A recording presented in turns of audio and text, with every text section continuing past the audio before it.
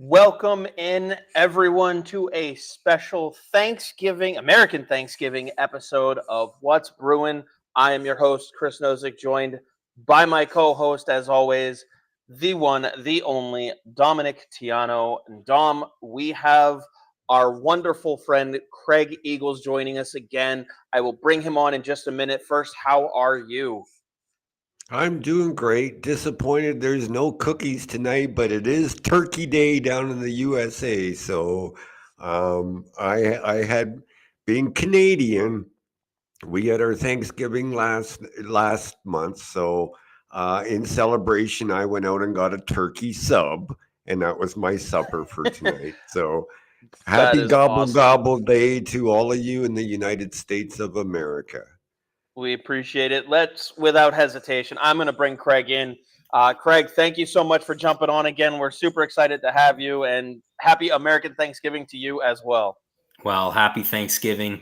Obviously, like Dom, up here in Canada, we do things a little earlier from a And Thanksgiving. better. I'm not going to say that, eh? But anyway, no, happy Thanksgiving to all the people, good people south of the border, and especially a big shout out to Bees fans. There you go. Awesome. Yeah. Well, we speaking of Bees fans, we've got a bunch in the chat. We got Matrix, Karen's jumped in, Kevin's here, Bear Force, so a lot of the usuals here, which is awesome to see. Hopefully, they're all enjoying their Thanksgivings if they're down here in the U.S. But Dom, you picked today as another day because back-to-back games for our Bees. Yeah, 3-1 under Joe Sacco. Um, you heard, well, everybody heard us talk about it a lot on the last show. So I want to start out by asking Craig, um, differences between Sacco and Montgomery. What are you noticing? Oh, that's a great question, and again, thanks for having me back on. I really appreciate it. Um, we have to go all the way back before we can start talking about the differences, and I think obviously you've already touched on them. But how many times did Monty mention layers in his pressers, in pre-games? Okay, how many times did they talk? That's all we hear. All the Yep. Bruins layers. We didn't hear any of that because there weren't any. It was, God rest his soul, Dale Turner, my longtime coach and mentor and colleague, and he told us, guys, you don't want to go out there on a wish and a prayer. And early on, the Bees were playing on a wish and a prayer. Yeah. There was no structure. There was no layers. So right off the get-go, okay, better layers, and they're better connected. Okay, so what does connectivity mean, and continuity in their game and all this stuff, and playing fast, and they're sharper passes, better support, okay, and better routes to pucks. We talked a lot about that last time I was on from a defensive standpoint, but Mm-hmm. running your routes, and people might say, oh, what's he talking about? Especially through the neutral zone, they're much more connected. And if it's not a pass, okay, if it's not a pass, it's an icing, and it's hard. Everything is sharper, it's quicker, and take the icing instead of the turnover and a soft dump or a soft, too many soft plays under Montgomery. All right. I'm seeing a lot. They're more composed, more focused on their structure and those layers. I don't know if you've seen it or not, but they're a much, much better team through the neutral zone, which will translate into better forecheck, better rush, everything. So they're a lot more connected, in my opinion, and that's what I've seen. Agree 100%. Chris? Yeah, I think I mean maybe I could say in layman's terms they look prepared. they look like they're comfortable knowing what's going to happen. And I get my question is, because I know, Dom, we've talked a little bit about it, but I mean, have we really overrated how Monty was as a coach for this team simply because of the record he obtained in the regular seasons? Like, I know, Dom, you wanted him fired after the first gaffe in the playoffs, and you said he should have been out as soon as he fumbled that series away. But I mean, everybody uses his record-setting regular season as a reason to have kept him around. But I mean, when you look at that team, how much did he really do? Thoughts on that, Craig? Who? What was, you have to go back to look at the differences between Cassidy and Monty at that stage. You have to look at the similarities and the differences. Right. Did Monty get the best out of his group? Did he elevate players at the right time? And did he put players on the ice at the right time? Did Cassidy do that? Yes. Cassidy's message, again, this is my opinion, Cassidy's message grew a little tired. Okay. Oh, yeah. It didn't reach to the certain core group. I think Monty was a breath of fresh air. I think his approach, player-friendly systems and a more offensive-driven system, I think that really appealed to the players, and they bought in right away. I think what we're missing, though, I think, is the lack of adaptation. Bingo. Which I touched on the last time. The lack of adaptation or modifications, whether that be in game to the system itself.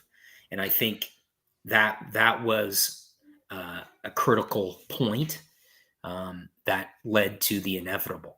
But let's say this, and I'm sure you guys have already talked about it, but let's talk about the failure of the extension and how that looms. Like the hockey world, you can say it's close-knit, and it is.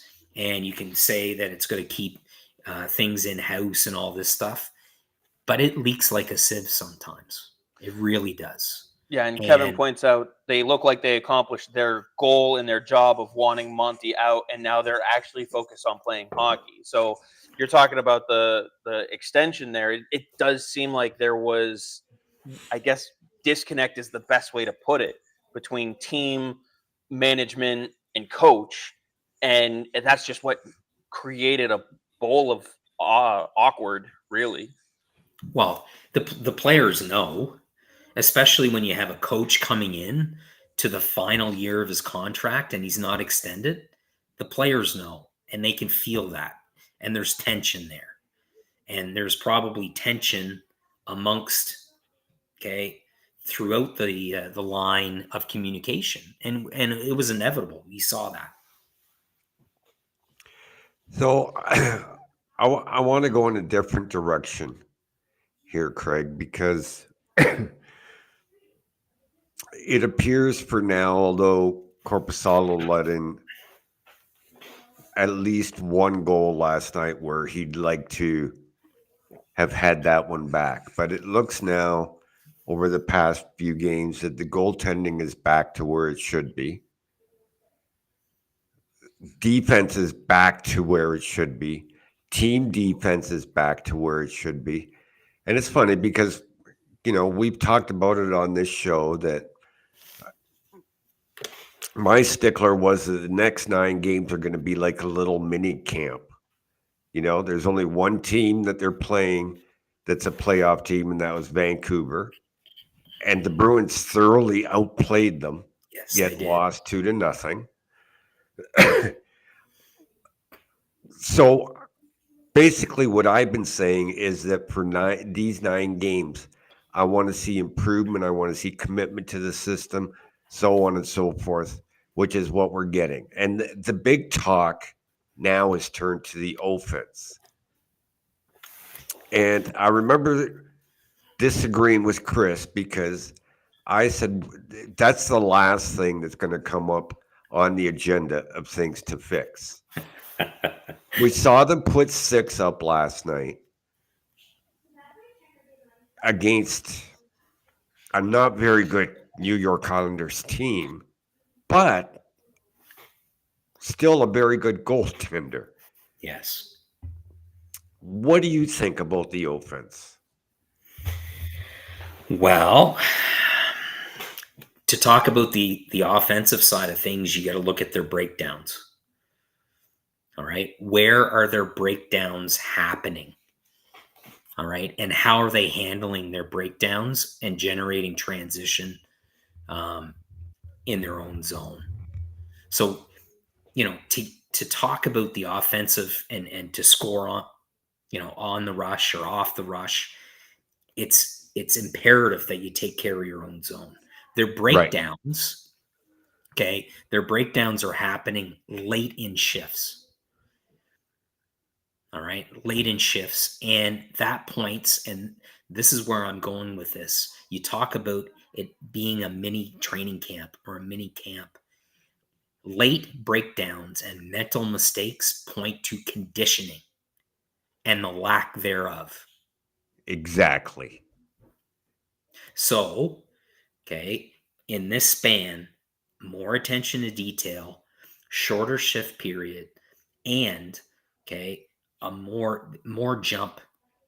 So, okay, again, referring to my notes here, if you will, I think, I don't know, I don't have the numbers. Chris, you might have them already or might be able to track them down. What is their face-off percentage under Monty versus Sacco? And I will pull that up. okay, and it might be a little lower, okay, but there's more jump.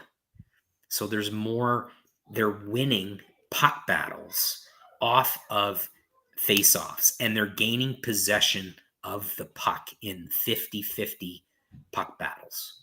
And they're doing that in all 3 zones, which leads to offense and leads to continuity and connectivity, okay, with their lines. In saying that, okay, things to work on offensively, I love to see it last night. And if you look at the highlights of their goals, you're seeing 88 with 63, and they're being spotted. All right. We did not see that enough from Monty early on in the season.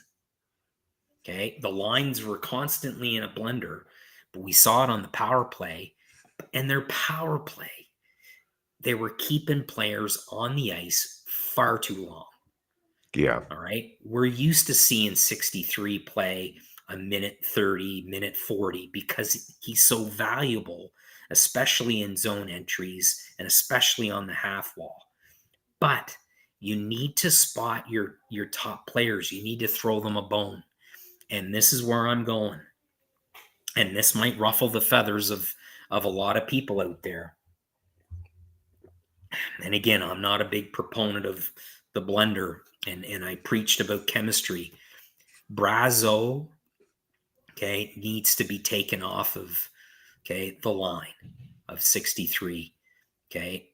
And the reason why I'm saying that, you need to throw Kaslik up there. You need to get Brazo going. Okay, I know the numbers and the offense and all this stuff, but he's going, that line is going to have to play against all the other team's top guys. And listen, I like him as a player, but right now, especially in this series of 5 or 6, 10 games, whatever you want to call it, especially early on, you need to get 63 going, and you need to get 63, okay, connected and with someone that's going to get him the puck in scoring locations. And you're going to have a winger there that can keep up to the pace and make sure that they have those triangles of attack. Okay, that's my opinion on the offensive side of things, Dom. Okay. I'll give you that. I would love to see Brazeau on the third line going up against weaker competition, because he can expose that weaker opposition with, another big body in Charlie Coyle and Trent Frederick. But we can say the same thing about Morgan Geekie on the top line. Although Geekie played a fairly decent game uh, the last couple of games. Maybe it's the repetitiveness of playing with Zacha and Pasternak. I don't know, but who's your option in Brazeau's spot? Is it Tyler Johnson? No, Kasalik. I'd move him up. Move him up. Interesting. Okay. More mobile, same physicality, better puck skills. Now, I know Brazeau's got good mitts. He's got great mitts. Mm-hmm. Okay, but to use your mitts, you've got to be moving your feet and you've got to expose, those seams. All right. Kasalik gets to the middle and he engages with more frequency. As far as Geeky goes, you got to get him going. All right. Monty's approach was, he'll be fine. Right. We're going to spot him. Geeky's coming off a career year. All right. So again, training camp was vital. You got to make sure that he's getting good reps, but it's that consistency that he's showing now that we came accustomed to seeing, a season ago. Right. And he let's face it, Geeky's a better skater than Brazeau. Kasalik is a better, skater, that he can, make sure that he supports the rush and he's going to get in on the forecheck and free pucks up, because Marshy is a wizard at going in, as the F2 on the attack, right? And as an F2, you're not going to get, banged up as much as if you're the F1. So you get Marshy going, picking up loose pucks. You get Kaslik up there disturbing the flow. And then, right? And Kaslik, like Brazeau, they're smart players. They know how to get open. He's going to get open into open seams. He's got a good shot. And Lindholm's going to find him. And that, I think, if that trio is given some time, Now, again, if you're Joe Sacco, you don't change things up like that. That's a drastic change. Would I throw Johnson up there? Yes, potentially. But in this case, you need a big body to get in on the forecheck, free pucks up for Marshy. So real quick, Craig, you were talking about some face-off numbers. I couldn't get the exact splits, but I took the largest example of them under Monty, which was his 2 full seasons. Yes. Their face-off percentage was 52% for those 2 years. This year, as of right now, they are at 51.9%. However, the last 4 games, they were at 53.4 against Utah, 55% against Detroit, 59% against Vancouver, and their worst game under Sacco was against the Islanders. They were 49.1%. So And the that fact that first they're year, up, that first year, Monty had Patrice Bergeron and David Krejci. that was 37 was and 46. That right? was a 2-year sample under Monty. And then you have Charlie Coyle as your third line guy winning faceoffs too. Yeah. And Coyle's not bad in the dot. Right. And No. and so they just went up to roughly 52%, and that's after a 60% game against Vancouver. So they would have been sub that had they not had that game. They're winning puck battles. They're just jumping at those opportunities to get into the fight again and compete. And Sacco mentioned it. Sacco mentioned it. We're getting back to our game, getting back to the compete level, and right. And we're going to get out of this, and we're going to rediscover this, and that type of thing. Yeah, and Matrix mentions that you're proving the point that the Bruins need another high-end winger on Marchand's line. Um, Also agreeing with the idea of trying Kasklik up there. Now, I do want to remind folks coming into the season, even Don Sweeney said we need another scoring winger. The roster isn't complete, but there wasn't much once you had Swayman signed, once you had Elias Lindholm and Zadorov and all those guys signed, there wasn't much money left to work with. So do you need them on the left side? Do you need them on the right side? I think some of it was trying to figure out, do we want a guy who can play the right side, a guy who can play the left side? Are we going to need someone who can do either side? And just kind of figure out where are the exact shortcomings so they can identify a player or two to try to actually acquire. Well, and that's where your depth of scoring was lacking because Frederick wasn't going and Geeky wasn't going.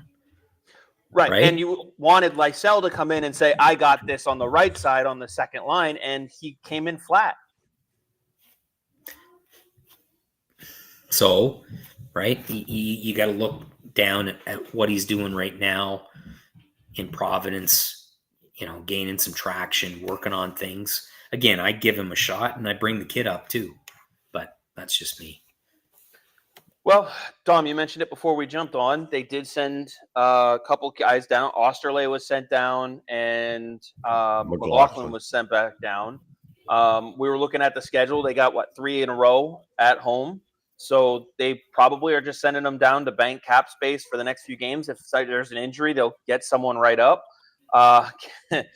Kevin wants us to he wants us to talk about the annoying Chris Kreider rumors.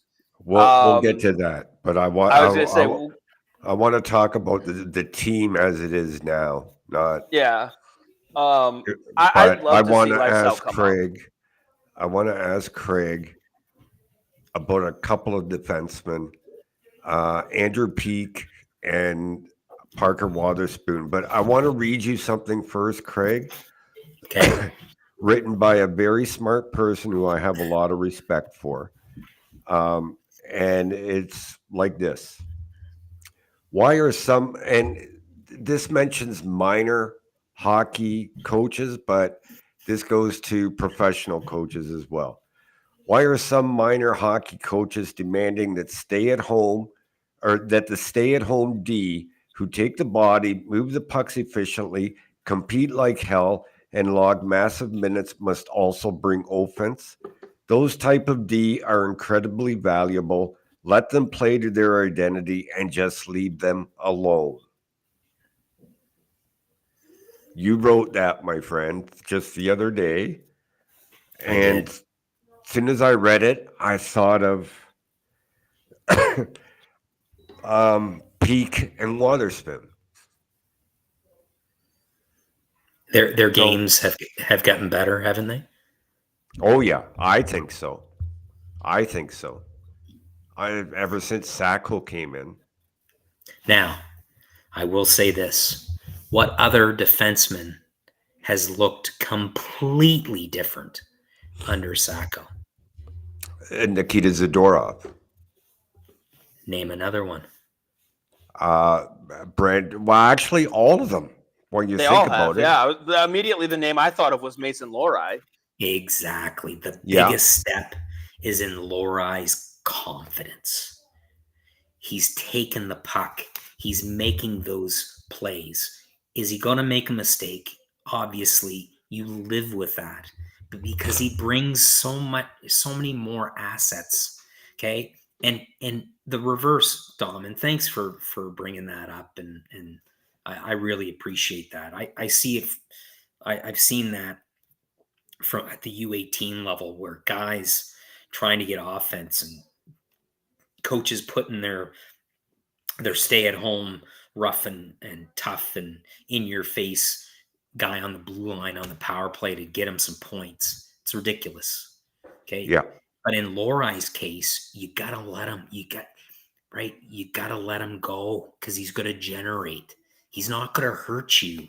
He's going to generate. Sure, he's going to make your some mistakes.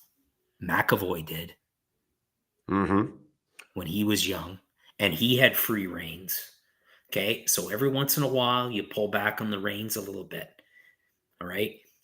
Lohrei, healthy scratch early on. Okay. Did he have a rough game? Game 1? Yes. Oh, you're done. What's that send? What message Yeah. does that send a young kid? Yeah. Okay. It's not like he's not packing it in, right? And there's no effort there, right? So he's coming off a terrific playoff, okay, a real coming out party, if you will, with regards to his skill set. He has one bad game and he's healthy scratched. Okay, Yeah, you almost. his Sorry. confidence is at all time high right now, and he's playing. Now I know he had that bouncing puck in the neutral zone and all that. Okay, but you got to put those aside, right? And again, I'm not a big analytics guy, but with Lohrei out there, all right, with Lohrei out there, he transitions pucks, and you don't spend a whole bunch of time in your own zone. He's elusive enough. He can skate and make guys miss and make that play. And on the offensive side of things, he's creative. You don't stifle creativity, okay? You let that player create and build on that. So, And they but should encourage it. exactly. They should. Yeah. Zadorov has been much more composed and not a riverboat gambler taking all these gambles and taking himself out of the play. He's been better. He's been more composed in all 3 zones. Right? He's less is more with him. Right? And Right. you got to keep telling them less is more. Hey, be efficient, be effective. Okay, we don't need you. Okay, we don't need you to be this. We need you to be that, and we'll spot you some time, and you're going to have a chance, an opportunity to get on the offense and that type of thing. But I'd even if he's playing solid, throw him a bone on a 5-on-3, put him in front of the net. Yeah. Why Yeah, not? Did it with Z. he also got his first penalty in 5 games. He had the 17 minutes in the box against Dallas, but that was because he had the fight against Jamie Benn. Yeah. And since then, no penalties. And then last night he took the first one. And then, of course, gets the empty netter when he gets out of the box. So, but it's funny that you were mentioning Lohrei, the benching the second game of the season, because it's like it's game 2 of the regular season. You would think that your coach would sit there and say, "Hey, game 1 made a mistake. I'm rolling you right back out there. Show me that you learned from it. We can lose that game. It's the first game of the season." And of course, it was the Florida game. No one played well. So show me that you learned something. Get back out there and do better. If you don't, then we'll talk about a benching. Yep. How much, though, did Montgomery coaching for a contract play into it?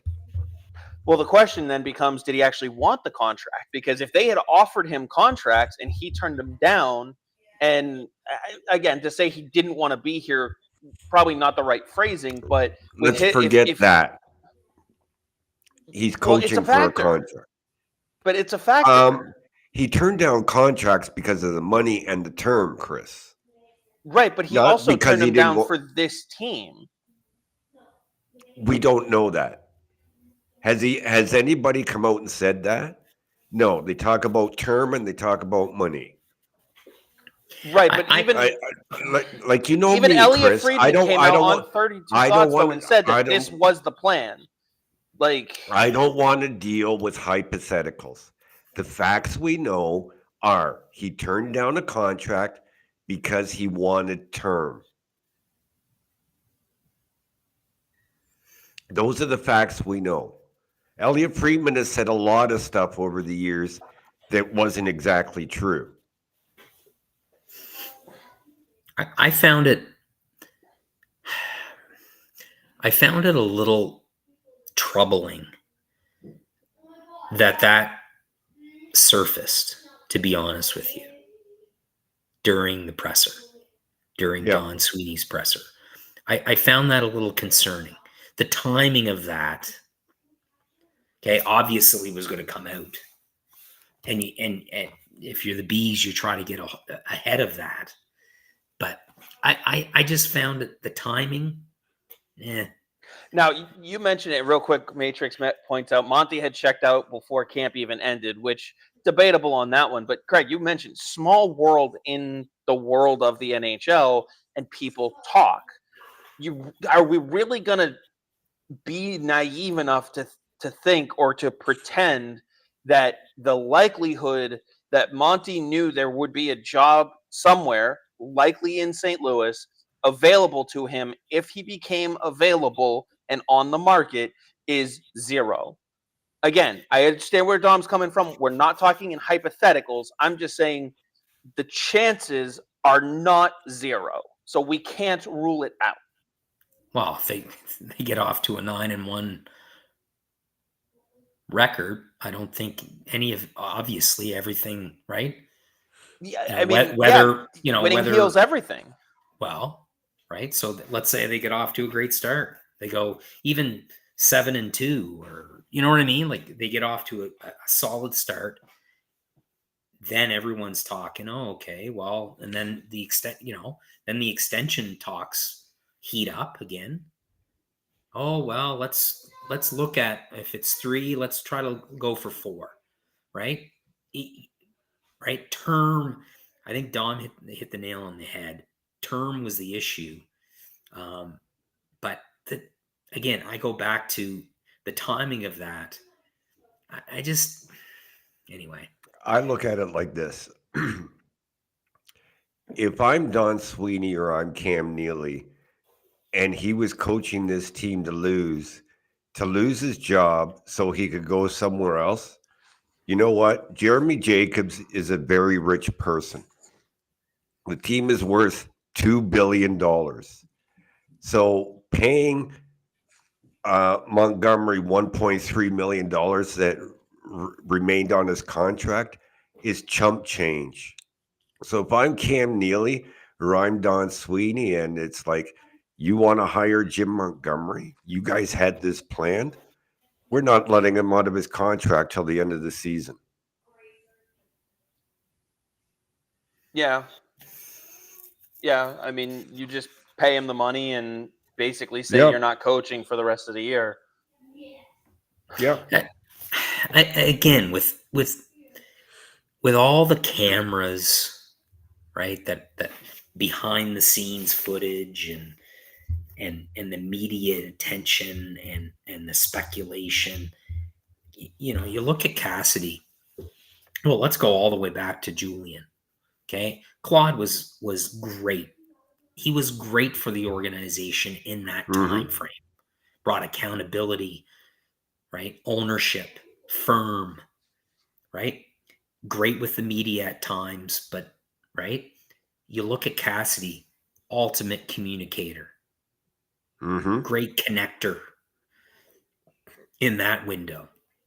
Monty comes in, reestablishes the offensive side of things, promotes that, transparent with everyone. You could tell the tension, even with his press conferences, the way he was communicating right off. You can read that. You can see that. So now Sacco comes in, and again, I thought they would go a different route, and they still might. You know, anyway, I just, they bring Cassidy up and Claude Julien in that, and then right. So I thought they were going to fill it internally with a younger voice, right? But that didn't happen. Sacco's doing a great job, all right, and he's reestablishing their identity. Did they have an identity under Monty early on in the season? No. Was there tension there? Yes. There was tension across the board. So, and hey, Jim Montgomery, I've never met him, but I've met Claude on a few occasions. He's fantastic with the fans, fantastic hockey guy. Okay.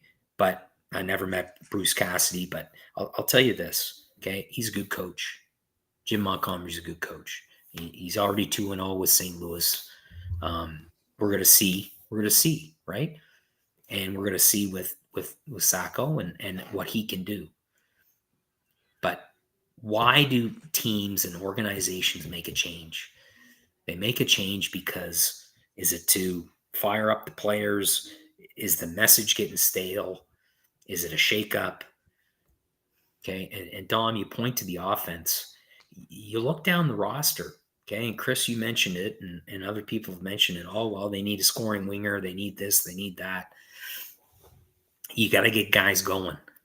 They weren't going under Monty. Now they're going and they're rediscovering. And you can tell they're not as fragile anymore. Right? Mentally fragile. Yes. They're not as mentally fragile right now. And okay, they're having fun again. They weren't having fun.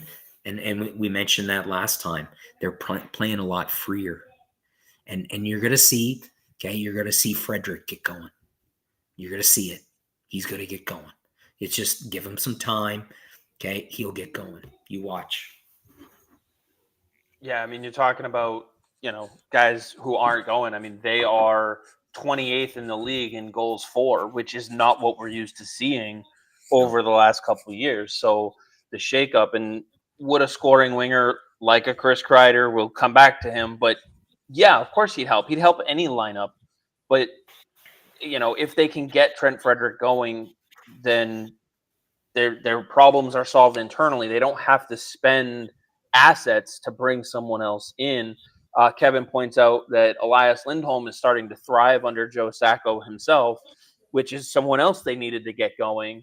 So there's still talk that they're out looking to make a move, shake things up again. What would you guys be looking for in the trade market? What type of player are you guys looking for? A home run in a Chris Kreider, or are you looking to just kind of move the deck chairs around a little bit and kind of refresh the middle six? I'll tell you what I'm looking for. First of all, I'm not looking to make any move right now. I want to get through this stretch of the first 10 games with Joe Sacco. Number two, David Pastrnak has to get going. What's he on pace for? 35 goals on the season? Something like 32? that. Yeah, That's not David Pastrnak. So teams aren't keying on Pastrnak as much as they were at the start of the season because he's just not scoring. You get David Pastrnak going to the point where other teams are starting to key on him, that opens up space for your other guys. Yeah. Whether it's Zaka he's playing with, or Geeky he's playing with, or Marchand he's playing with.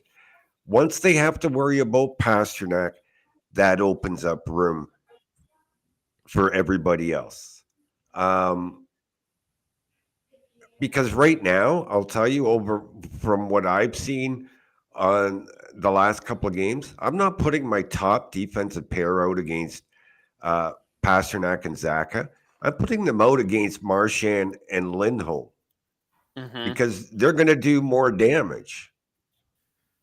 Okay. Once Pastrnak is going and those guys have to go up against Pasternak's line, that opens up room for Lindholm and Marchand. Until I see that, I don't know what type of deal I'm looking for. And that's why you've got to spot 63 with 88 more. You've got to spot that. You've got to get him going, okay? Because they're instant chemistry there. I don't know what's going on with Pasta. Obviously, there's a lot of pressure there, right? And I think it's a perfect example of a player that didn't get off to the greatest start. Okay, tons of expectations, everyone in the rink knows he's a goal scorer, he's a sniper, he's this and that. Okay, he's passing up some opportunities, right? Mhm. He cares so much that he's squeezing the stick and he's trying to get other guys going. I think if you were to have the discussion with him, you pull him aside and just say, "Go be you, just be you, I think some of that was play to your was identity." hinted to. Yeah, some of that was hinted to by Sacco when he was asked about what are you going to do to get Pastrnak going, and he basically said like I'm just going to leave him alone, let him not put more pressure on him and let him work his way out of it. And as Kevin points out, it's wild to say that a slump for Pastrnak is still almost a point per game and on track for 35 goals. So I mean, uh, that's Yeah, true, but absolutely. point per game. He's a 100-point player. He's a former 60-goal scorer in this league, and he's only 28 years old. So yeah, 82 points in 35 goals is a slump for David Pastrnak. But it speaks to, okay, how good 37 and 46 were. Oh, Yeah. absolutely. All Absolutely. right. And Dylan mentions that he loves Coyle as much as the next guy, but any trade that we make has to include him. You can't pay a guy $5 million to play on the third line. We have plenty of centers. Put that money for a top six winger. And it's funny that he says we have plenty of centers because how many years have we heard this team needs a center? This team needs a center. And now all of a sudden we have a ton of them and we don't need Charlie Coyle? But, okay, is Charlie Coyle a championship Stanley Cup winning team third line center? Yes. Yes, every day and twice on Sunday. Oh, So yeah. now look at everyone else's third line center, right? The Bruins have been so deep through the middle for so long that we kind of take the center iceman for granted, right? Is Zaka seeing Pastrnak? Is he getting past the puck at the right time in the right places, right? So that's why you need Geeky to get going more. So he's right. He's basically that shit disturber on that line to key in and create space, like Dom was saying. Right now, you have to also look at the Bruins' power play woes when you look at Mm-hmm. past his numbers and his efficiency and his contribution, right, offensively. He has not been getting the puck at the right time on the power play. All right, now's the time to switch Marshy and him, move them around, put Pasta on the back end, maybe on his off wing, try something a little different to give him a little bit more time and space and to create a different look. Listen, I've said it time and time again. He's a very underrated passer of the puck. He's a great playmaker as well. The points are going to be there. Okay. It's just to get him scoring some more goals. But I think that's a trickle down effect of everything and the shit that they've been dealing with on the power play. Yeah, the fact that their power play has been shit. Let's see. Dylan says, "Do we want to have the best third line center in the league, or do we want to be one of the worst scoring teams in the league?" But as Kevin points out, it's important to have a really good third line because whether it's neutralizing the opposition or scoring in with your depth, that's crucial. And Charlie Coyle is a leader of that. I'm curious to what are your thoughts? Whoop. Hold Um, on. I'm going back to another comment Dylan made. okay. The one that I already read. No, the one before that. Did I miss one from him? Yeah. Okay, so here's the thing.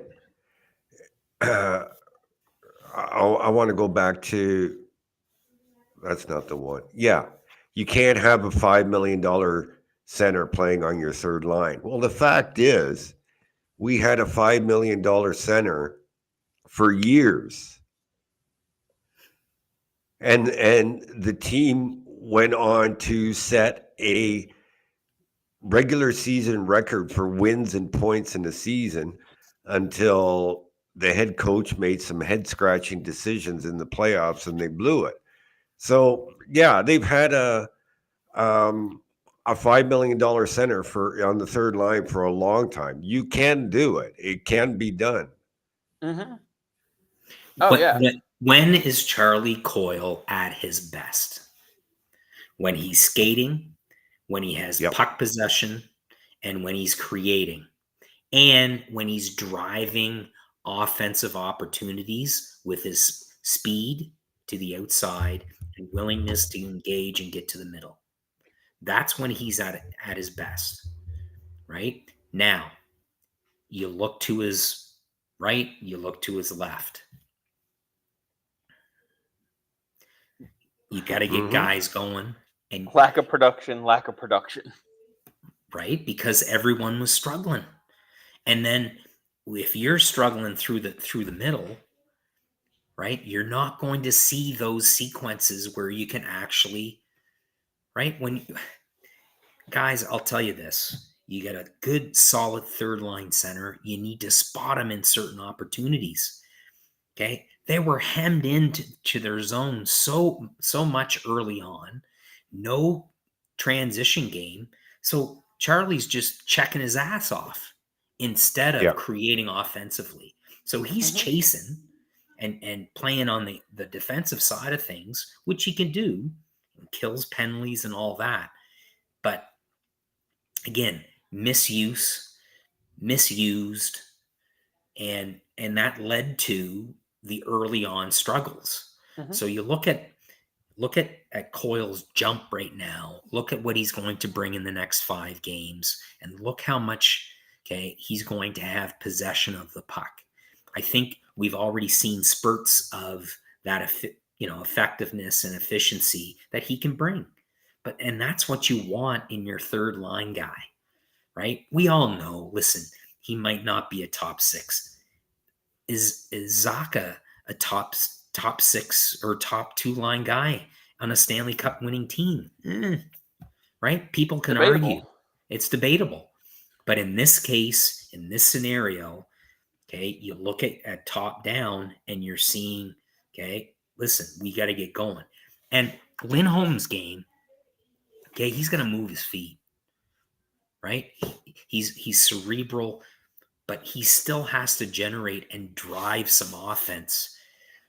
And we're starting to see that in spurts as well of his skating ability. He's got to be more engaged with his skating. And I think once he elevates his skating game, you're going to see Marshy blossom. Yeah, and as Jason says, I'm more disappointed in Frederic than I am with Coyle. Frederic has a bit more of a goal scorer's touch, and he's been completely quiet. I thought that when they moved him to the right side against St. Louis, he played really well there when they moved Georgi Merkulov to that left side. And I liked what I saw there. I'm curious to see if at some point we see something like that again. But I'm curious on 2 potential lineup moves. One, would you try the Sacco Lindholm Pasternak experiment again now that you have a new head coach? Or how would you feel about moving Trent Frederic to the left side of Sacco and Pasternak to see if you can try and get him going too? Dom, you want to take that one? I'm not messing with the lineup for 10. I'm giving Sacco 10 games with the lineup the way he stuck through it for the first 4 games. He's, other than moving Johnson in and out and with Merkulov or McLaughlin, he's made no lineup changes. And he's stuck pretty much with the lines from start to finish. I'm giving him the 10 games and reassess after the 10 games. He's winning. Why should he change anything other than strategy? No, I'm just curious to see if that's something that, like you said, he's winning, and as long as they're winning, I'm not going to complain because you're getting the right results. It's just a matter of, is it the long-term solution to really have Geeky up on that top line wing? I don't think it is, and you know that's more No, about it's roster not. construction, and that's more of a question for the offseason once you see how you come out with the results this year. Yeah, you got to give them. You got to give them the 9 games, whatever it is, 10 games, to get the system intact and see where the team is at. If I'm Sacco, I'm not messing up anything that I've done for these first 4 games, except keep refining, tinkering, and pushing the players to get back to the system. What do you think, Craig? Well, what's Frederick making right now? 2.3 2.3 million? Contract year? Yeah, Yeah. UFA too, unrestricted. So there's some pressure there. So, okay, in order to get him going, what's the message? Right? How do you get a player like that going? Do you give him some power play time on the second unit? Did he see some power play time last year? Next to none. Well, he had some net front presence down below Yeah. when the injuries started, right? His below the dots play on the offensive zone, right, needs to improve, right? You look at last year, he was making subtle plays, he was creating time and space, he was on the body. He's got to get going. Okay. How do you get a player like that going? You get him out there in offensive situations so he's not working his ass off in the defensive zone. I think, and personally, again, it's a conditioning thing, right? He's not as fast, he's not as quick, and he's not explosive as he was last year. That's conditioning. So like Dom said, give him some time. Okay. Sacco some time to get these guys going and get them in shape. It's pretty bad when a new coach comes in and says we really have to practice and focus in our practice habits. And whether that's a game day skate or not, we got to get back to basics. What's that say? That says there was no structure and discipline and ownership and accountability. That's what that says. Yeah, Right. and real quick, last year, Frederick had a total of 5 shots on goal over on power play time and only 2 points. Both of them were goals. This year, he's already got an assist and 2 shots on the power play. So he's not getting a lot of power play. He didn't get a lot last year. The year before, he didn't register any shots on the power play. So really, they're not utilizing him that much. But maybe they should for a little bit here and there, like you said, on the second unit to try to get them going. Well, and have that, Monty did this a lot, the last 30 seconds or last 25 seconds of he just throw the line out there, right? Mm-hmm. Again, to get that type of player going, you got to spot him some offense. You got to give him, throw him a bone from time to time. I'd put him down low on the second unit and just let him go and say, listen, don't hurt us out there. Don't take stupid ass offensive zone stick infractions. Go to the net. Okay. If there's a loose puck down low, get there, create some time and space, create havoc in front of the opposition's net and be a big body. And right. How many goals total, Chris, last season? How many goals? Last year he 18. had, I was going to say, it was almost 20, right? 18 and 17 the year before. Right.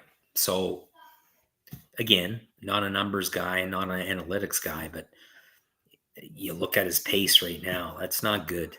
It's not good. Not producing. No. So, And that speaks to, what we've talked about: conditioning, lack of speed, lack of offense. And again, a third line, you need obviously to play both ways, but when there's offensive opportunities there, you can't be dragging. You got to capitalize, and hopefully they can get going and get that third line going, which we're accustomed to seeing. Yeah, I don't know. He's an enigma this season, that's for sure. That's for sure. I saw, what was it, the Vancouver game where he was getting into it in front of the Vancouver net, and I forget who it was, kept jabbing it. It was like watching Marchand and Sedin Yeah. all over again, but the other way around. Frederick was just taking it. I don't know, Yeah. not used to seeing that from him. No. And right, to get those type of guys going, maybe he needs a good fight. Maybe he is a little Yeah. banged up. Maybe he's playing hurt, playing through something. We don't know that, but we know from the baseline and what we've seen from that player that there's more there. And it's up to the coaching staff and up to his line mates to get him going and to make sure that they're reaching that optimal playing capacity that he's accustomed to. And I'm sure Yeah. there's got to be there's got to be some pressure there in a contract year and not performing. So, Yeah, and Dylan has a long response here. He mentions the fact that they aren't winning championships and tries to point out the salaries of the bottom six on the teams that are winning championships versus ours. Mentions that they pay the guys that make the plays. We can't afford the guys that make the plays because our bottom six forwards are making $2, $3, $4, $5 million. Loves Coyle, but would rather have another 30-goal scorer. Would also rather see Merkulov at center because that's where he plays best as a replacement to Charlie Coyle. Real quick, my thought is, at least at the NHL level, I like Merkulov better on the left wing. I thought that was a very good fit for him. And if you just look at the contracts, I mean, minimum salaries for Tyler Johnson, Mark Kostelic, Johnny Beecher's still on his ELC. Like, we're not actually paying those bottom six guys. The ones that aren't performing, like a Tread Frederick, Morgan Geekie, collectively they're only at $4 million, 4.3.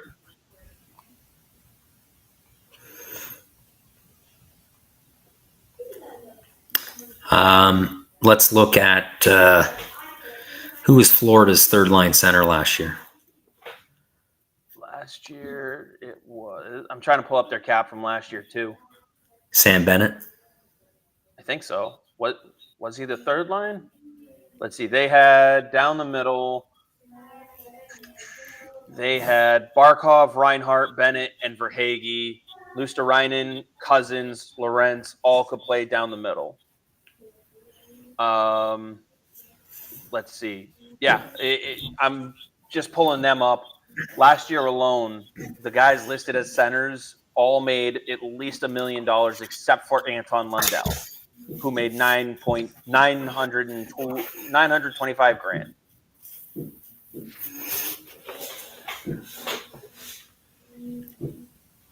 They also only have two right wings listed on their roster, Okposo and Tarasenko. So they had centers playing wing, and they were all getting paid $1 million or more.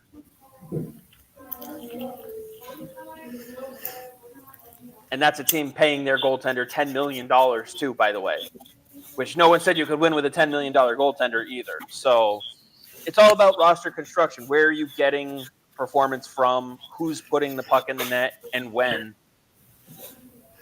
And structure. How do you play? Yeah. Does that structure fit the talent that you have? Well, that's the point. It says they can afford it because their first two lines are performing. Right. And who are we talking about who's not performing? Costa's in a slump, is what we said. You got underperformance from Geekie compared to last year. Marchand, slow start. Lindholm, extremely slow start. Your top two lines aren't performing either. So it doesn't matter who you pick on this team. They didn't start the year well. Anybody.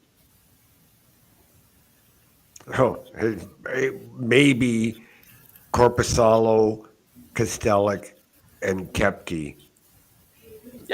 Your best players were your cheapest when you started the season. It was the fourth line that was carrying this team, and your backup goaltender, who people thought was overpaid, and freaked out when they got brought in that Linus Ullmark trade.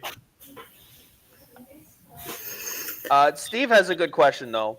Do you think Poitras will make it back up this year, or do you think they'll keep him in the American Hockey League for experience? Again, ask me after the 10-game stretch is over. I'd be bringing him up very soon if I were. Bring him up. How many games has he played down there? 4, 5, I think. I was going to say 6, I think. Maybe. And again, it's not about the points. It's about what he's doing away from the puck and how he's creating. Not about the points right now. People only care about the points, Craig. Right. Let me see. I'm just trying to narrow it down to Providence real quick so I can get his games played. They had a 3-game weekend and last night's game, so they played 6. Yep, he's got 3 points in 6 games. All assists. And I think they got him playing with Max Jones and Fabian Lysell, too. Lysell's game has started to come around since they paired them together, so...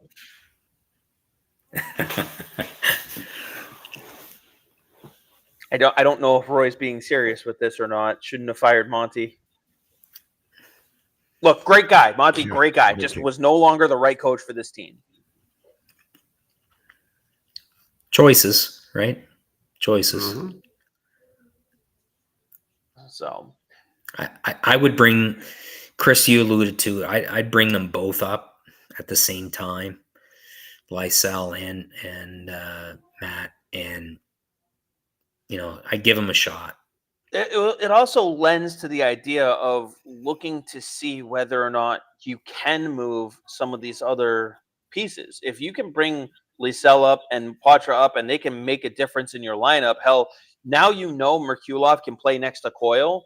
So if someone comes calling and offers you a slight overpay for a Trent Frederick, you can take that deal because you can put Merkulov in that role and still get a decent play out of him. I'd look for a bigger sample size first, but... What was the other kid engaged physically? Merkulov? Yes. Was he engaged? I thought so. Not to Frederick's level, not even close. No. And did he compete? How did he compete with 50-50 puck battles? Did he win those? Did he win his fair share? And when he had the puck, did he drive and create? No and no. So at that point, he goes back down and you work on those 3 things. When you have the puck on your stick, what are you going to do? When you don't have the puck on your stick, what are you going to do? And this is what we need to see from you, period. And if he doesn't bring it, I bring Lysell up and try him. Okay? Give him 2 or 3 games. This is what we need to do. This is what... Listen, Poitras knows how to play, right? And again, the whole sending him down, whatever, we already discussed that last time, but I'd be bringing him up first or Lysell at the same time and give them an opportunity. Again, not right now because of, like Dom was saying, things are going. But if there's 1 or 2 injuries or if guys banged up, get them up there right away. All right. So, Dom, I'm going to let you pick. We got 2 directions we can go now. We can unpin the Kreider conversation, or Craig, I know you brought on a couple takes, a couple things that you were going to light some fires with here. that Dom and I don't know. So I'm looking forward to those. Dom, would you rather go with Craig's hot takes or put to bed and extinguish Chris Kreider rumors first? I want to ask Craig about his Zdeno Chara autograph. We'll start with that one then. All right. Great story there. Went down to the old practice facility. I don't know if you can see that. I should rip it off the wall, but anyway, in Rusticia, great character building, cold. My goodness. Anyway, I got there early before practice, and the rink attendant was there, and I'm looking around, game used sticks, and I'm in like, this is heaven for a Bees fan from New Brunswick. All the rack of game used sticks. Anyway, long story short, the rink attendant was there, or the attendant in the pro shop, and said, "Here, you can have this."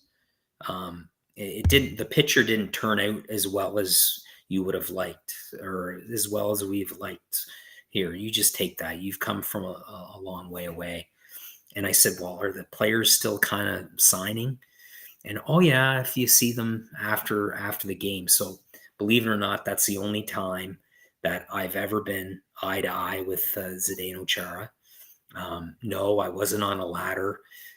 He was driving his SUV, and Aaron Ward was, I think it was Aaron Ward. No, it might have been Andrew Ferentz. Andrew was traveling with him that day, and he signed that to me. And it was just an amazing trip down to the old Rusticia Arena. But anyway, just tons of time for Zdeno. Such a nice man. I remember meeting him here at the Moncton Coliseum. We had passes and getting the team signed jersey. And anyway, he was signing the front of it. And I remember holding it up. He was three steps up, and I was holding it. And this is back in, I think it was Mark Savard's first year with the club. So, and we didn't get Savard. No one had saw him. So we're just hanging out down below. And anyway, Z says, he's signing. And I said, can you get my brothers as well? And he's like, not done yet. Pull tightly. So I had to pull the jersey. I pulled the jersey, and he signed 33. And then obviously Savvy came out to do some stretches there before the game, or maybe after. I think it was after the game. And I said, Mark, do you want to come over and sign that? Sure, no problem. So again, a couple years after the fact, they put a fence up around because some people were hounding the players. Because before, at the old Rusticia, the parking lot was there. You just go in and park, and again, there to watch practice. I love watching practice as well. So I think I got more enjoyment out of watching practice than getting the autographs. But anyway, long story short, the following year they had it gated off. I guess a autograph hound. Most of my stuff is personalized, but an autograph hound actually bought a game used stick, and they got rid of the game used sticks after that. Bought a game used stick and actually dropped it on Zdeno's car. Dropped it. Oh. And the next day the fence went up. And obviously some accessibility went by the wayside. But that's again one memory from Boston that I'll never ever forget. He was so genuine and authentic and such a great leader in person. People don't realize, and I think now the stories are coming out after retirement, just how good that guy was, and this guy, and what they meant, not only to the city of Boston and the team, but to the fans and just their ability to give back. Two special players and people. Yep. Agreed. Absolutely. Great question, though, Dom. and my hot take, I thought I'd get raked over the coals. I think Brazeau, it's the Brazeau taken off of that line. Again, people love him. I think he's a great player. I think, but that was one of my big hot takes, was just getting Brazeau off that line, Chris. And I know the optics right now, it's not going to sit well, but and to bring a fourth liner up on that line, I think you'd be very, very surprised to see the damage that Kastelik would do up there, in my opinion. I don't hate it, honestly. I think, and Dom, we've talked about it a lot. I think Brazeau is like perfect for a third line role, and I'd love to see him on the third line. He'd be a great third liner for a deep playoff team. If he's on your second line, you're probably in a little bit more trouble unless he can improve his skating even more than he already has. That said, that's not something that's really going to happen middle of the season.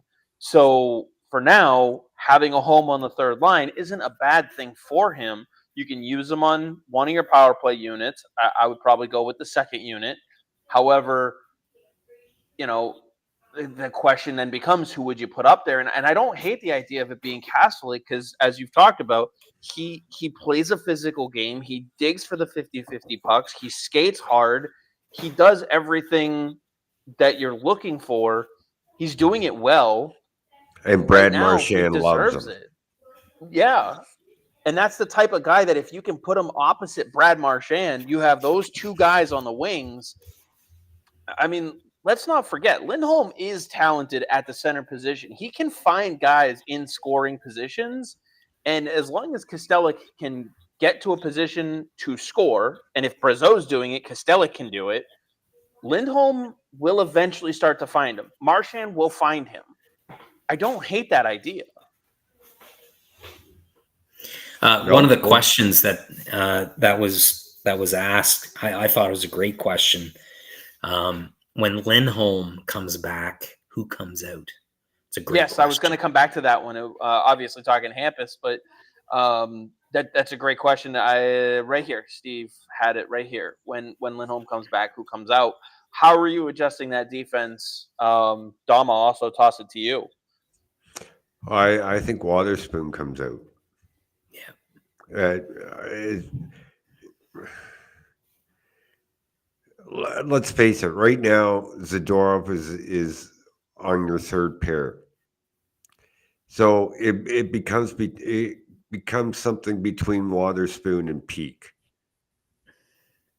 And right now, Peak has the advantage. So you could rotate them a game or two games here and there for each of them. And you're not going to lose, right? Certain matchups. Right. You're not going to lose much. So, no. But obviously it's one of those two, and it's probably Waterspoon. Yeah, and it comes down, when I say matchups, it comes down to what type of team, right? Your opposition, obviously, if you're playing against a real heavy team, maybe they've got some great speed on the right side. Are you going to play Waterspoon on his off wing that night?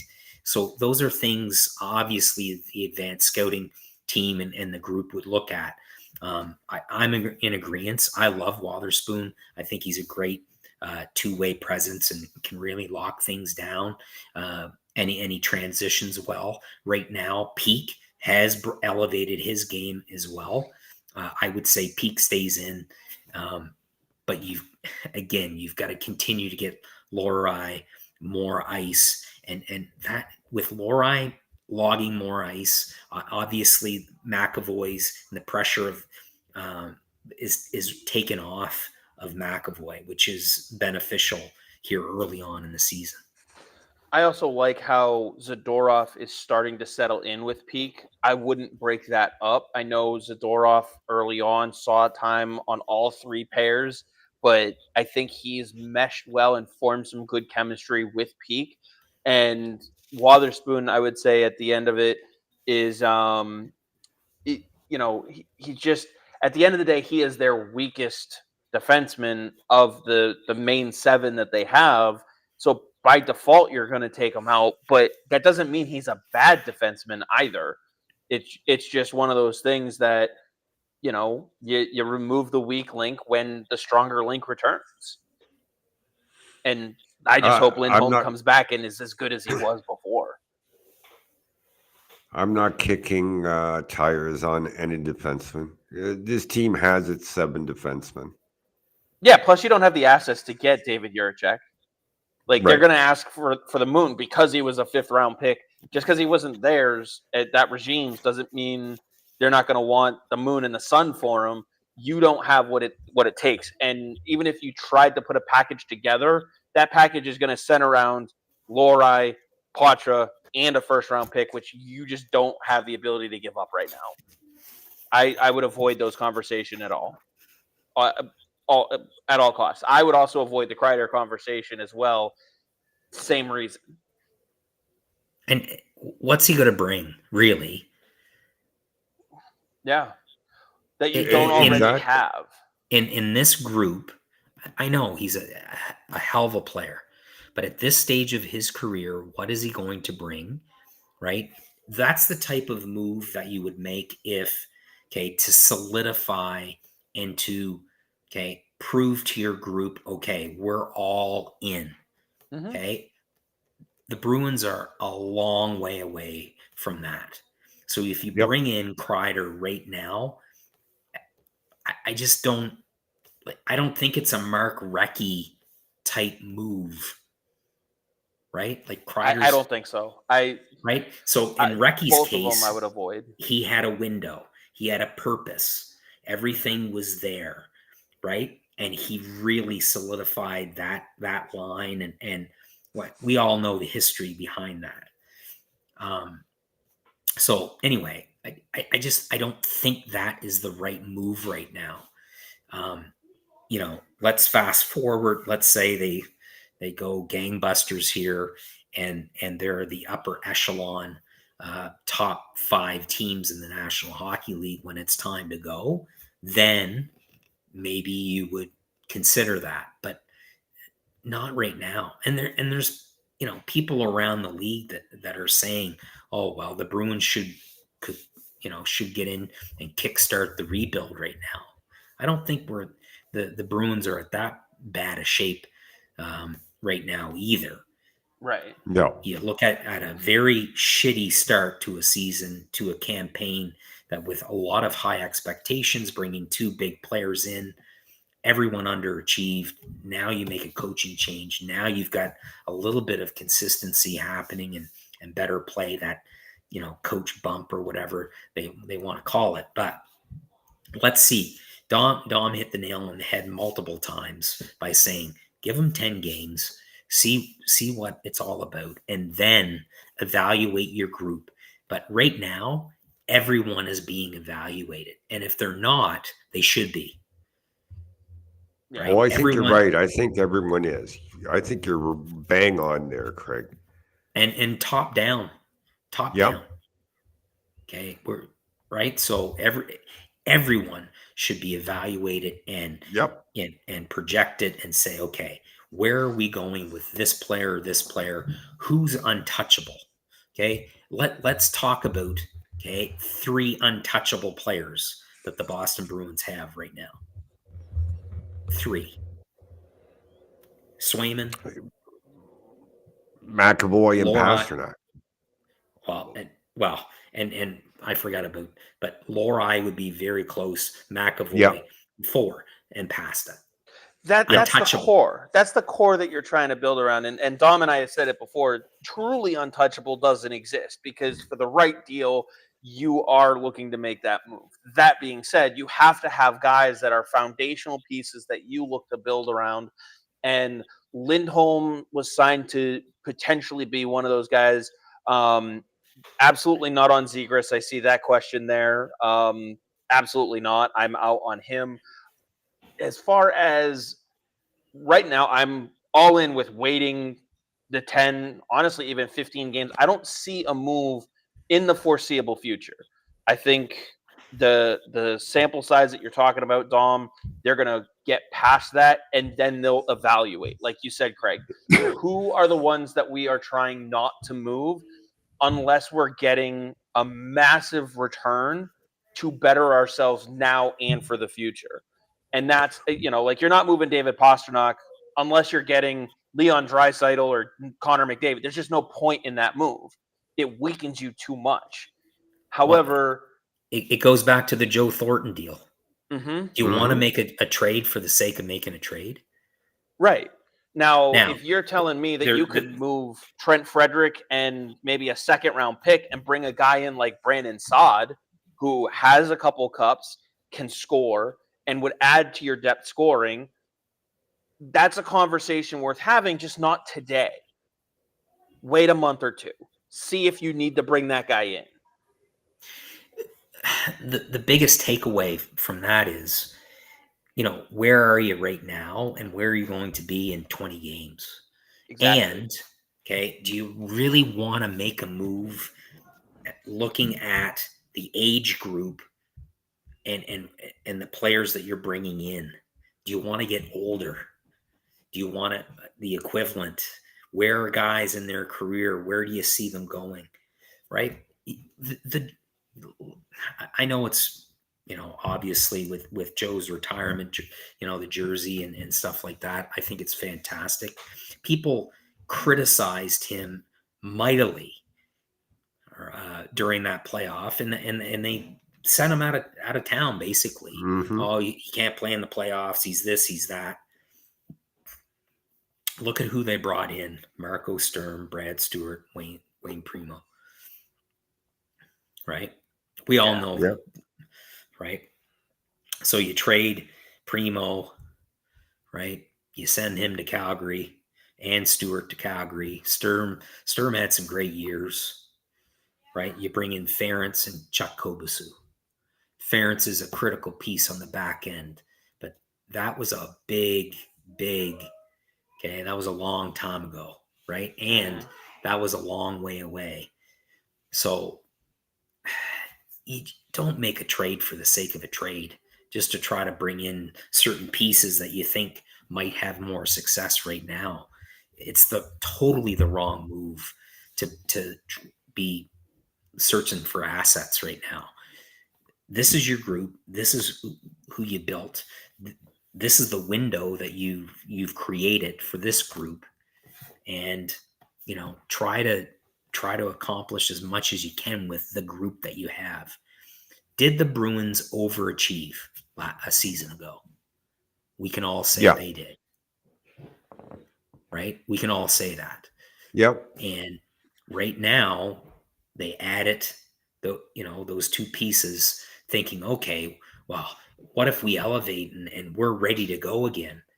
That didn't happen. So now you've really have to go back to your pro scouting staff right now to identify players maybe a year from now, or if things come around, maybe target them during the deadline. But right now, you don't want to do something that you're going to regret and really put the organization back a few years. So now, that's just my opinion on that. One advantage Sweeney does have is this. We all know the rumors out there that there are a lot of unhappy general managers with the way their teams are going right now. And there's like 20 teams, at least 20 teams that are not where their GMs thought they would be. As one of the managers for Team Canada, Sweeney has made the tour around North America, seen 31 other teams, talked to 31 other general managers, about this player, that player, this player, that player for Team Canada. Don't think the conversations didn't at some point get to the point where, no, I'm not happy where my team is. This guy's just not getting it done for me. What do you think? And Sweeney's like, no, this guy's not getting it done for me. Don't think that those conversations have not taken place. Yeah. There aren't too many GMs in the league right now that can say that they've been through that. Obviously, Armstrong in St. Louis has Kyle Dubas in Pittsburgh, has, I forget who else is on the management team, but that's an advantage. Trotz in Nashville has too. Yeah. you look at how bad they've been. Look at the standings. And again, I'm not a numbers guy, but you look at the standings. They're only 3 points out of first place in the Eastern Conference. And that's how bad it's been and how inconsistent it's been. You put it that way. Yeah, and ahead. I would counter that with they're only 6 points ahead of Montreal, who's dead last in the division. And that's how shitty the league's been right now. Mm-hmm. Right? You look at the Western Conference, right? Sure, you get the Jets and the Wild, but then after that, it's like, okay, anything can go. You have Utah at 21 points, the Blues 23. It's just, No, other than the Jets kind of running away with things early on, it's just been The wild card race, for the most part, they're crazy tight.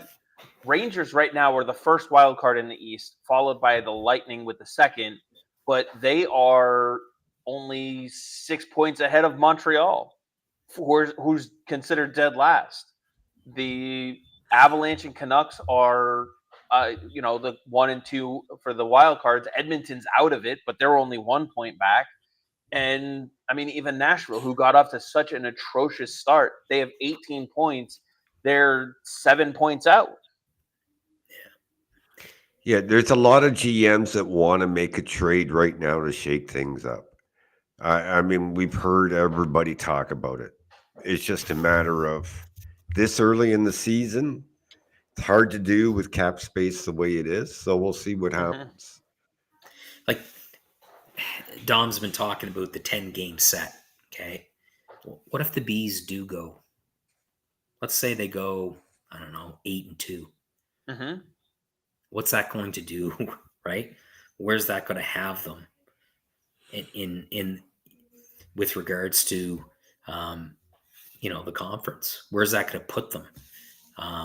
So like you look at that, it's like, ooh, it's right there if they can harness their ability and their structure and commit to it and find some consistency and some scoring. I think they're going to be well on their way. And again, you look at the goaltending. Korpisalo has been fantastic. Swayman's rediscovering. Hopefully, it's all about reps. Mm-hmm. So, yeah. Dom, you pulled up Roy's question here. How is Dean Letourneau doing since he's highly rated by Gary Roberts? We talked about it on Monday's Prospect Show. It's there on YouTube. You can go back and watch it. Basically, I wish he had spent a year in the USHL or even now could go to the OHL and still maintain his college eligibility. At times he looks overwhelmed, but his coaches say he's doing all the right things in practices. He's playing 9-10 minutes a night. You see the flashes, but don't expect a whole lot of production out of him. Our Prospect Show runs on Monday nights. It's live on YouTube and on X. And same channels, just tune into these ones. Yeah, you can rewatch the whole episode on YouTube. Yep. And it's also available where all your podcasts are available. So if you don't have a chance to watch YouTube, just follow the channel, search the What's Bruin, and you'll be able to get those in your feed as well. Is that stat true? Have they played the most division games? I don't know, but here's the thing about games played. You have to win your games in hand. They don't mean Mhm. anything unless you win them. And the way the NHL is going right now, you know, if you got 3 games in hand, you might win 1.5 out of them. Everybody's at 500. Games in hand Yeah. don't mean anything until you win them. Yeah. Just like Seinfeld, even Steven, even Steven. Yep. We are getting a couple other names thrown out there. I threw Brandon Sott out there because he's got a couple cups. Anyway. It is. We're just past the 8 o'clock hour, which is usually when we end the show. Dom, Craig, I can keep going. I don't know what your schedules look like. I don't want to keep you, Craig. If you got family stuff to do, Dom, same. Chat's blowing up, but a lot of it's going to end up turning into trade stuff. And I know Dom doesn't always like to talk trade until things actually happen. So, and again, with the 10-game sample, there's a lot of, like you name a player, yeah, I'd be interested at the right price. That's going to be the response that most of us are going to give for a lot of the names. So I don't want to waste time going over some of these names.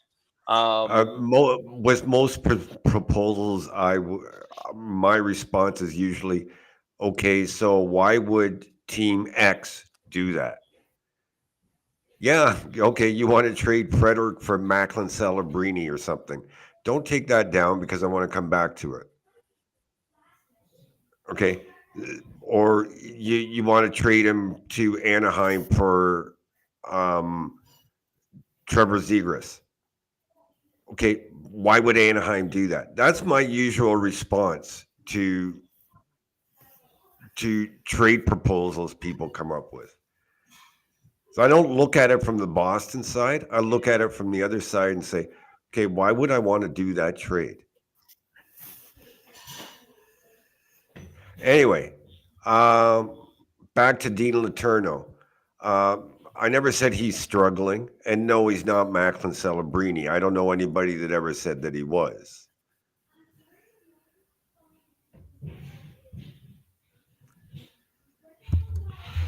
Craig, you want to add to that?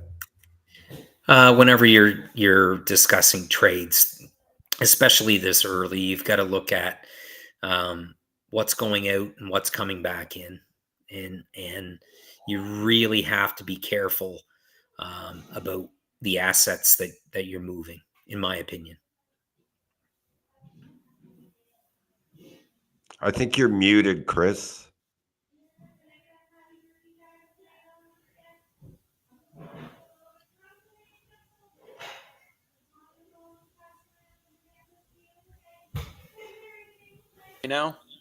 There we go. Yep. My mic died. No, Talking about trade talks and the mic dies. right. Yeah, perfect. As Perfect. Kevin mentions, though, he doesn't want them spending assets, especially the first round pick. And I totally agree with that sentiment. Do everything you can to keep that first round pick. It's too valuable to you right now. Yeah. Let's see. Bear Force has a question for Craig. What do you think of the Cats' new goalie? Is it Jamond? Guimond, yeah. I haven't seen that young man play.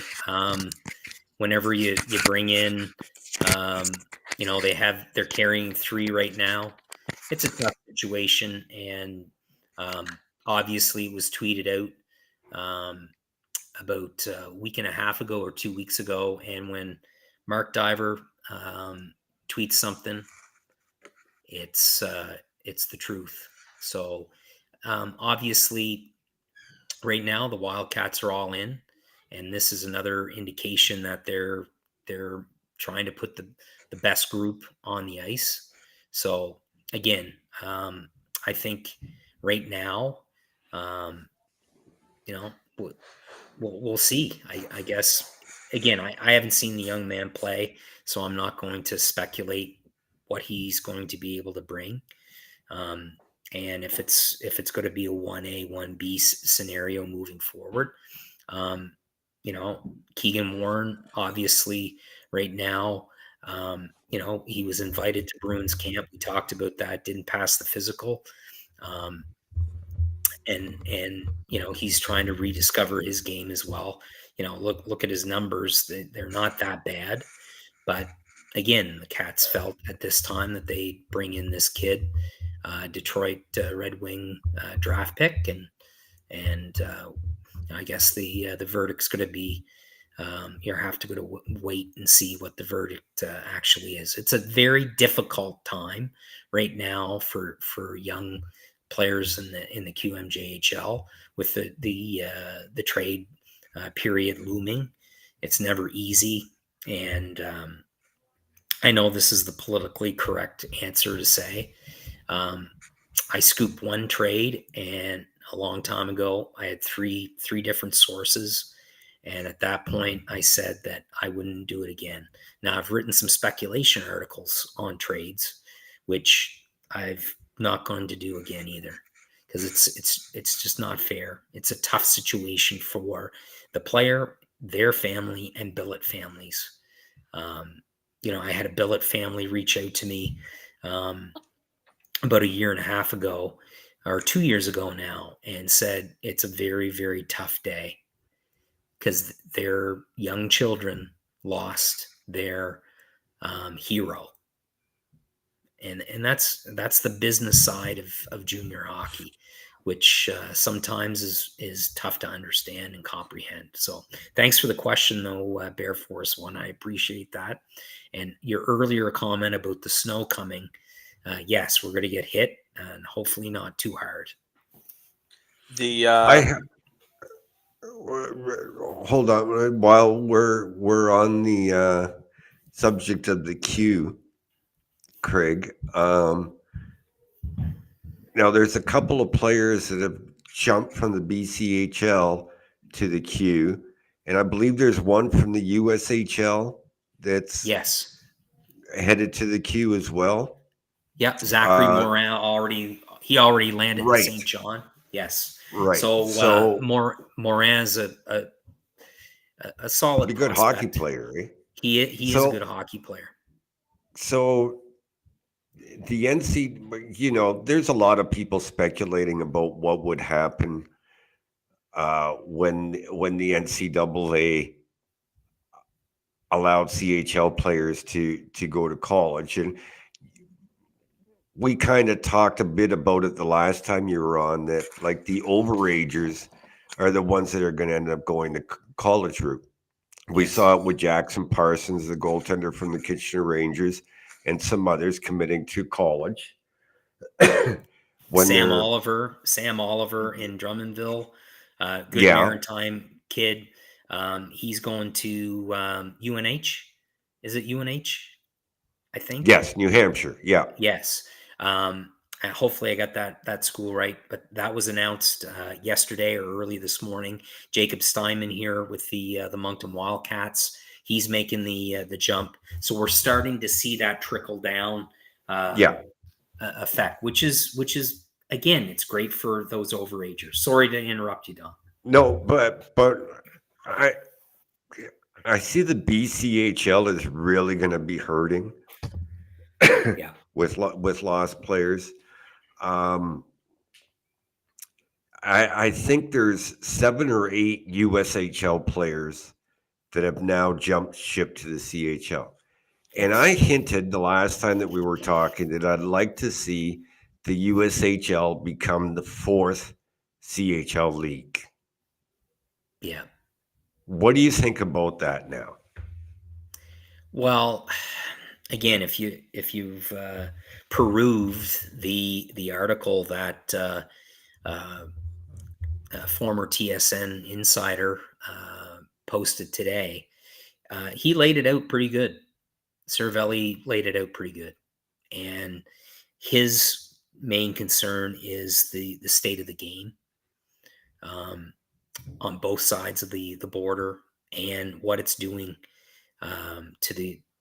to all leagues in junior hockey. Mm-hmm. So he took the the approach of it's going to hurt, and it's going to hurt a lot of teams. We've already seen one Div 1 team drop back down to Div 2. Yeah. So it's again, it's really early to tell. Would it be great to see? Well, again, Dom, you were present at the top prospects games. Would expansion be the answer? Again, there's so many questions. Cervelli's piece is definitely worth the read. I just think it's really, really early in the process.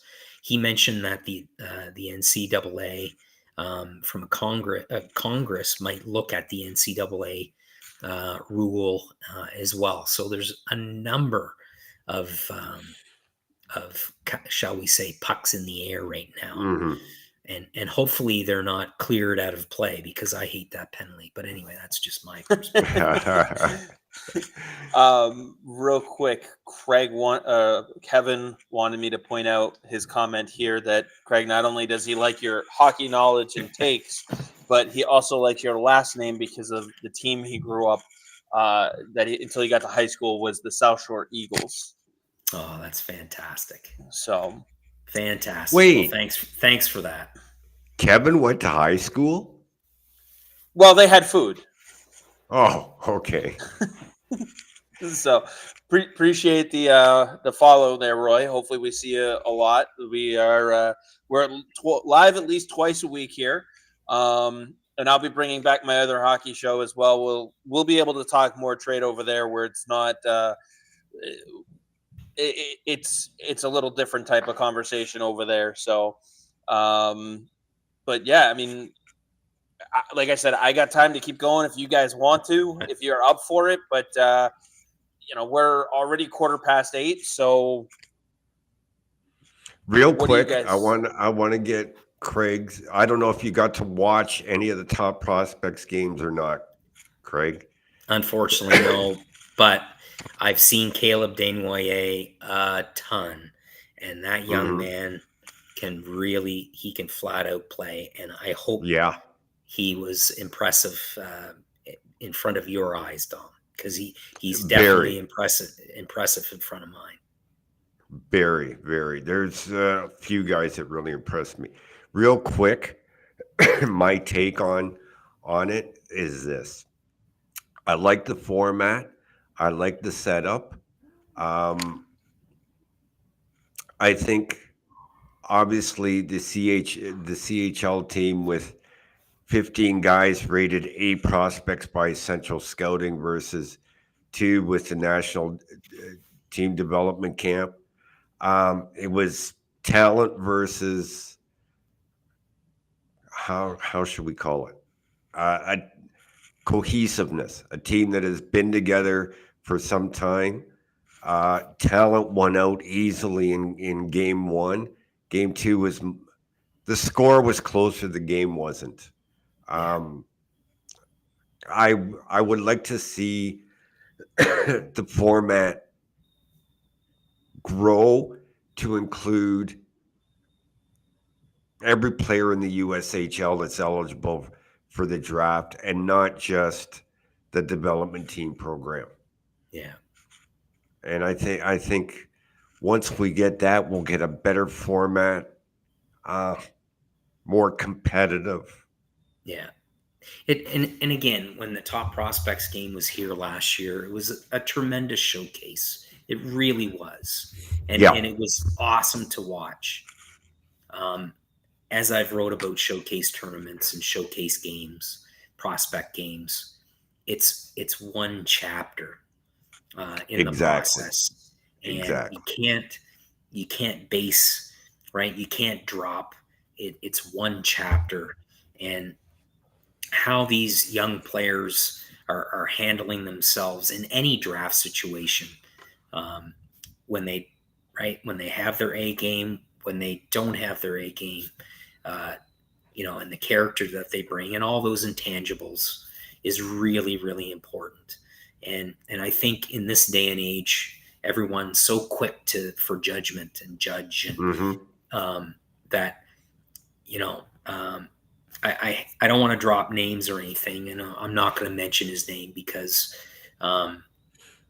just because of the situation, and it wouldn't be fair for him. But one longtime NHL pro scout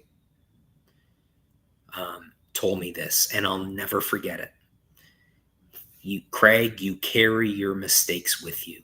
Mm-hmm. From a scouting perspective, I will never forget that, and I carry my mistakes with me every time I go into the rink, and it makes you just to be understanding and aware that you can't sell players, you can't discredit, you can't have a quick judgment of players because you don't know. And those are, whenever you evaluate and project, those are the aspects that I have personally in the back of my mind. You can't discredit a young player and their trajectory because we just don't know. Right. We just don't know. Absolutely. Craig, if you want to let folks know where they can follow you. Sure. And your work. Yeah. So at Eags37, you can find me on Twitter or X or whatever you want to call it these days. The FDS podcast network, you can see the link where I post a few of my offerings on that platform. You can also find some of my scouting reports for Neutral Zone. It's been fantastic working for Neutral Zone, and I hope to continue to tell some stories on that platform as well. So, but again, thanks so much for having me on tonight, and for all the good people. Like I said off the top of the show, south of the border, happy Thanksgiving. And again, it means so much for you guys to have me on the show. It's fantastic, and I really appreciate it. I know the fans love you, so we'll have you back on again, Craig. Absolutely. Definitely. Thanks, guys. Absolutely. Thank you After our again for first coming show, on. everybody was messaging me, say, "You got to get Craig on again. You got to get Craig on again." We will. Yeah, we've got great feedback from all of our guests, and a lot of requests to keep having them on. So we appreciate you taking the time to come back, and again, hopefully we have you again soon. As for myself and Dom, last thing I've got